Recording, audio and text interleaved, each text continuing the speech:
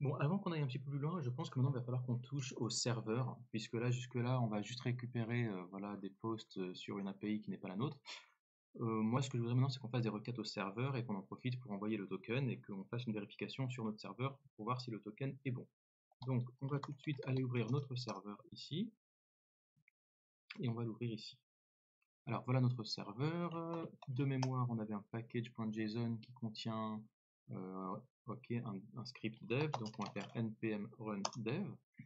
Donc là, on est bien sur le serveur, hein. Qu'est-ce qu'on voudrait faire? Alors, ce que je voudrais faire, c'est que on pourrait faire une requête juste pour retirer des informations. Donc là, je vois que j'ai des routes quelque part. Alors, attends, où est-ce qu'il est mon index? Ah, il est là. Alors, je vais lui dire quand tu fais auth login, auth sign up user, ok. Moi, j'aimerais bien lui dire que voilà, si quelqu'un te fait un get sur, allez, comment est-ce qu'on va l'appeler la route? On va l'appeler post, voilà. Eh bien, tu vas nous faire, hop, va nous envoyer get post. On n'a pas encore défini, bien sûr, mais surtout, il faudra aussi qu'on définisse, voilà, il faudra qu'on lui dise avant de faire un get post, tu vas vérifier que le gars est logué quand même. Bon, on va quand même faire une chose à la fois. Pour l'instant, on va faire donc get post ici. Donc, on va se faire un contrôleur qui s'appellera post.js. Voilà. Et puis, qu'est-ce qu'on va lui dire? Voilà, il est là. Bah, on va se fabriquer une fonction qui s'appellera getPost, qui prendra une requête et une réponse, et puis c'est elle qu'on va exporter, hein. Donc module.export est égal à les appelades getPost.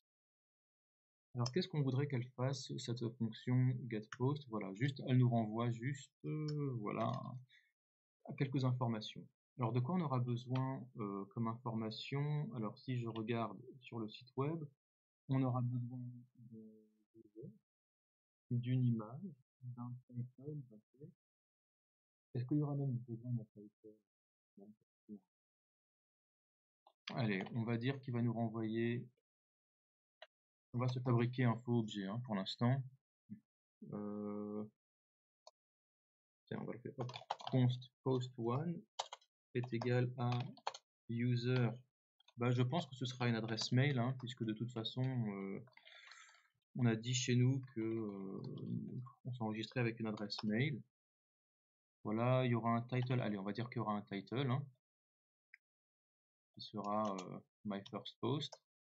Un content qui sera this is my first post.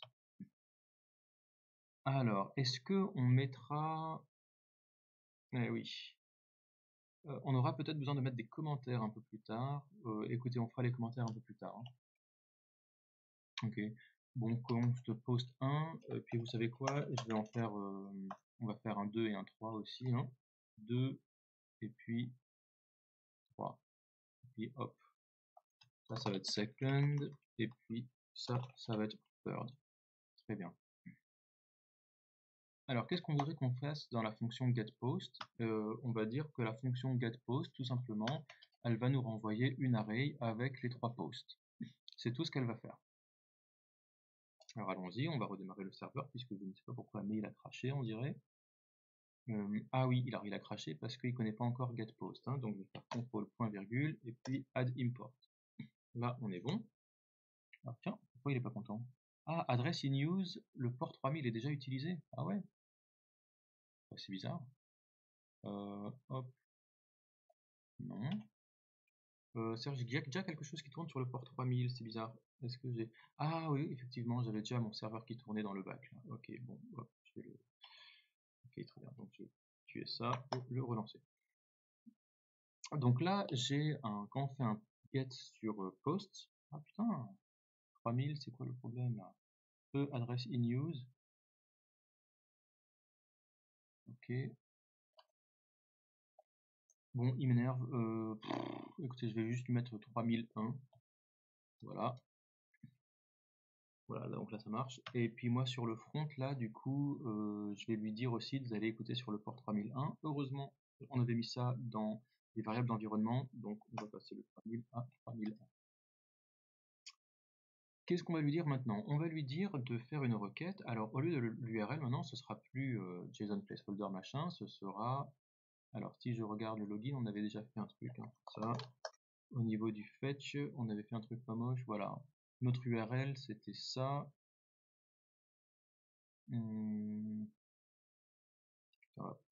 Voilà.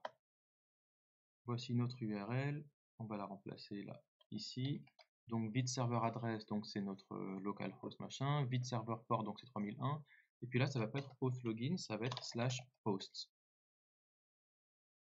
Et then fetch, donc voilà, fetch URL, puis retourner du JSON.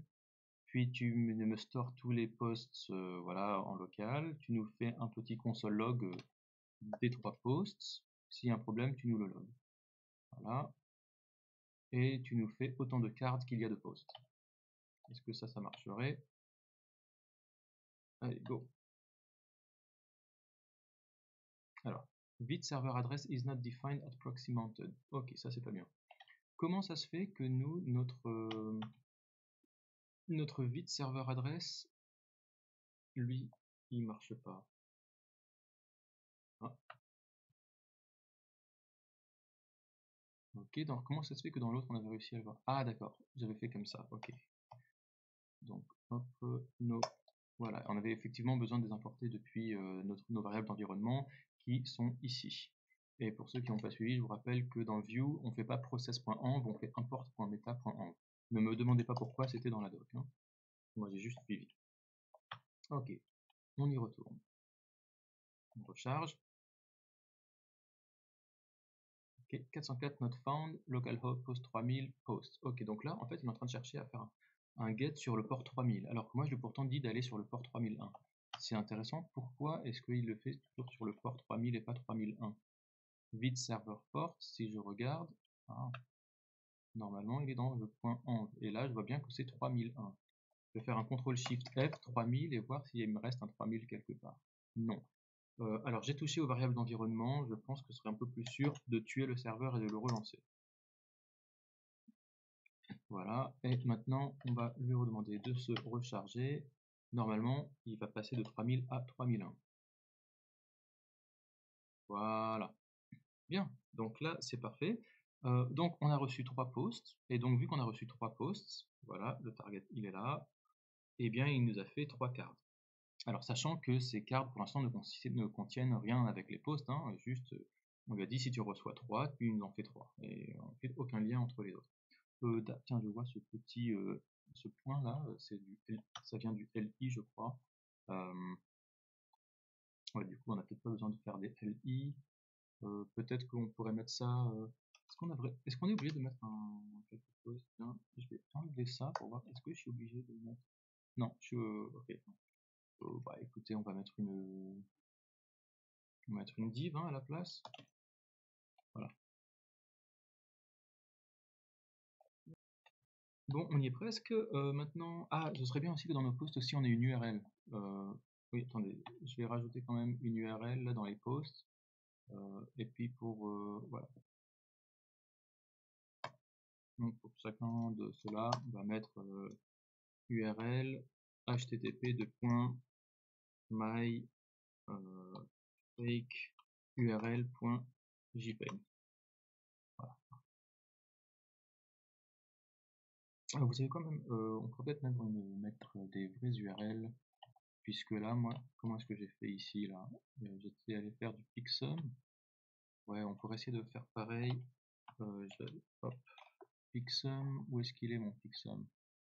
Il est là? Ouais, voilà. Bah écoutez, hop. Ça va être ça, mon URL. Hop. Bien. Donc maintenant on a un serveur qui nous renvoie des posts, il nous en renvoie 3, et ben maintenant il va falloir les afficher. Donc dans la vidéo d'après, ce qu'on va faire, c'est on va essayer de récupérer les informations qu'on a reçues du serveur pour les injecter dans le composant card. A tout de suite.